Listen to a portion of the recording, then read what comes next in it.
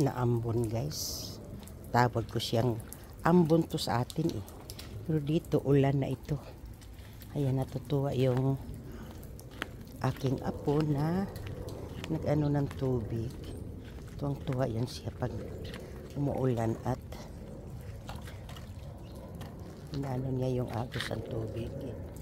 Mahina lang yung ulan. Hina-hina ng ulan. Dito tayo guys. Hindi pa siya enough na mga tubigan talaga lahat.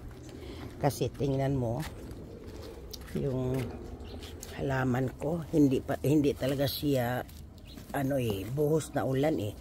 Kailangan namin ang buhos na ulan kasi nga yung sunog guys andito na sa San Diego sa mountain. Doon banda sa pinagtrabahoan ng asawa ko noon. At kailangan pa namin ng buhos na buhos talaga. Kasi sa sunog nga ngayon.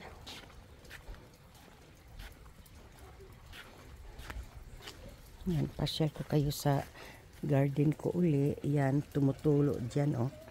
Kaya yung halaman ko banda dyan namatay. Inalis ko na lang.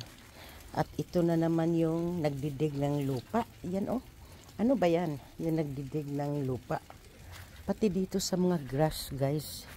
Ayan oh, dinidig nila. Ayan. Kaya hindi talaga ako pwedeng magtanim dito ng gulay. Kasi yung last time nga nagkwento ko na nakatayo pa yung aking patatas. Pero wala na pala siyang roots kasi may kumain. So sana guys lumakas pa yung ulan. Naku, ayusin ko pala yun doon. Yun yung tubig na stuck kasi yung basura, yung mga dahon ba. Ayan, yung gardener hindi naglilinis dito sa likod. Tingnan mo yung guys, yung tubig na yan siya.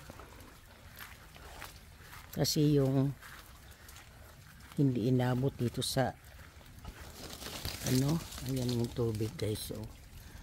Kasi yung mga dahon nga kaya kailangan yan siyang alisan ng dahon. Ngayon pag umapaw yan dito talagang mapipilitan ako dahil pag alis dahil yung it's Sunday ngayon walang gardener. Bukas pa nila yan malinis. At iyan ay babaha. Ang ganda tingnan ng tubig guys. So, tuwang-tuwa talaga ako pag may tubig na dumadaloy. Hindi daloy na yung baha talaga ha. Basta dadaloy lang siya. So yan na ang update dito guys. Na umuulan. Kunting buhos pa para matapos na yung sunog.